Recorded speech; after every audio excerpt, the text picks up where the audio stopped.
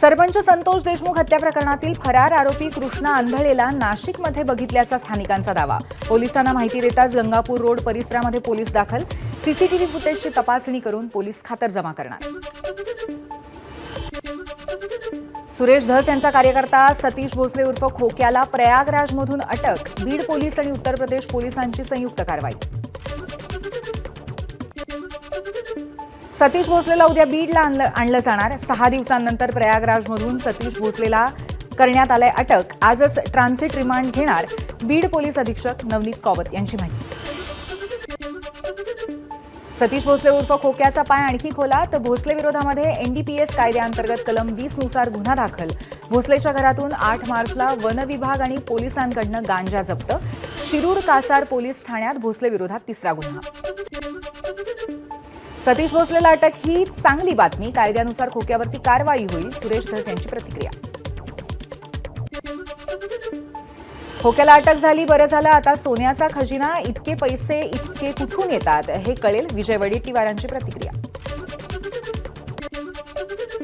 खोक्याला जसं पकडलं तसंच कृष्णा आंधळेला पकडा। सुप्रिया सुळेंचं वक्तव्य तर कृष्णा आंधळेला जो कोणी सहकार्य करत असेल त्याच्यावरती को कॉन्स्पिरसी म्हणून गुन्हा दाखल करा, सुळेंची मागणी। पक्षश्रेष्ठींनी आमदार सुरेश धस यांना समज द्यावी। भाजपची राष्ट्रीय नेता असूनही धस थेट आरोप कसे करतात? एका वृत्तपत्राला दिलेल्या मुलाखतीत पंकजा मुंडेंचं विधान। वैयक्तिक टीका आरोप केलेले मला चालणार नाहीत, पंकजा मुंडेंचा सुरेश धस यांना इशारा। धसांना पक्षश्रेष्ठींनी समज द्यावी, पंकजा मुंडेंचं वक्तव्य। आपण देखील केंद्रीय नेतृत्वाकडे लेखी तक्रार करणार, सुरेश धस यांची पंकजा मुंडेंच्या तक्रारीवरती प्रतिक्रिया।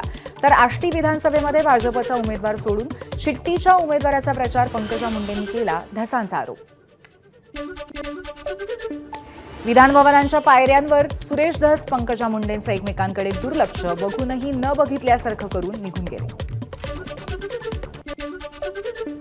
भाजपमध्येच आमदार एकमेकांना भिडायला लागलेत। भाजपमध्ये आमदार एकमेकांचे कपडे फाडणार नाही ना बघावं लागेल। पंकजा मुंडे आणि सुरेश धस वादावर रोहित पवारांचा टोला।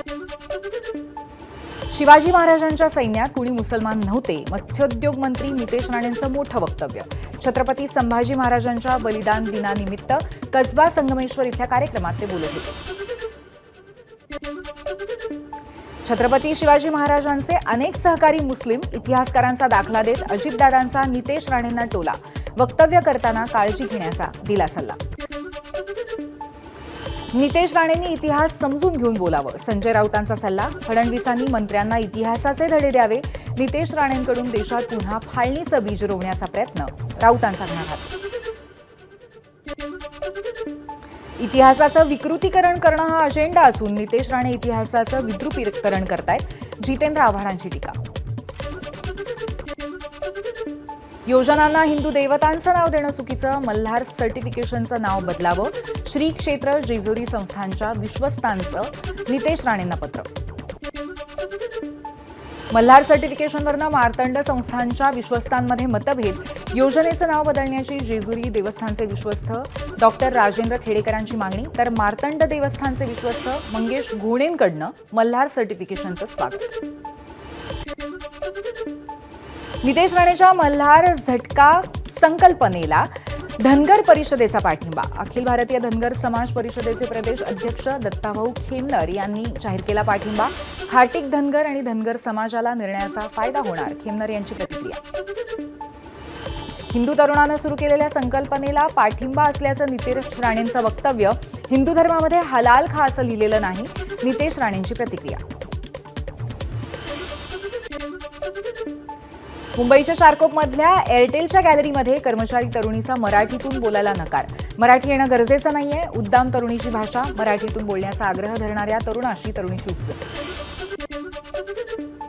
ग्राहकांशी व्यवहार करण्यासाठी मराठी भाषेत प्रतिनिधी नियुक्त करा, ठाकरेंच्या शिवसेनेची मागणी। मराठी बोलण्यास नकार देणाऱ्या कर्मचाऱ्यांवरती कारवाई करा, अन्यथा मुंबईमध्ये एअरटेलची गॅलरी दिसणार नाही, अखिल चित्रेंचा इशारा।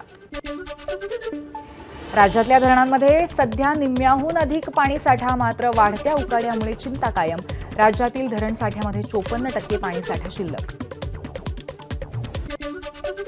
मुंबईची हवेची गुणवत्ता पुन्हा ढासळली. भायखळा, मालाड, बोरिवली, वांद्रे आणि चेंबूर परिसरामध्ये प्रदूषित हवा. अचानक वाढलेला उकाडा आणि प्रदूषणामुळे आजारांचं प्रमाणही वाढलं. 700 स्क्वेअर फुटांपर्यंतच्या घरांना करमाफी द्या. आमदार अजय चौधरी करमाफीच्या मुद्द्यावरती मांडणार लक्षवेधी. मुंबईतला आणखीन एक प्रकल्प अदानी समूहाला. गोरेगाव पश्चिमचा मोतीलाल नगर म्हाडा वसाहतीचा पुनर्विकासाची आर्थिक निविदा खुली करण्यात आली आणि त्यात अदानी समूहाने बाजी मारली. राज्यभरात आलेल्या उष्णतेच्या लाटेमुळे कूलिंग उपकरणांचा वापर वाढला. परिणामी विजेच्या मागणीतही लक्षणीय वाढ. मंत्री जयकुमार गोरेंकडनं सत्तेचा गैरवापर. पत्रकार तुषार खरात यांच्यावरती खोटा गुन्हा दाखल करत त्यांना बेकायदा अटक. सामना अग्रलेखातनं सरकारवर हल्लाबोल.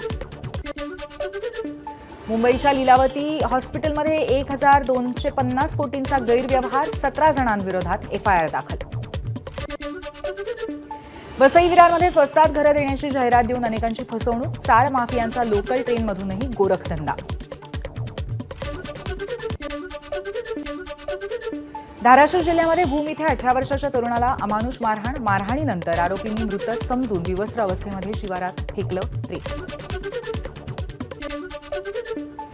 लातूरमधील आंबेजोगाई रोडवरील एका व्यक्तीला बेदम मारहाण. पोलिसांनी काढली आरोपीची धिंड.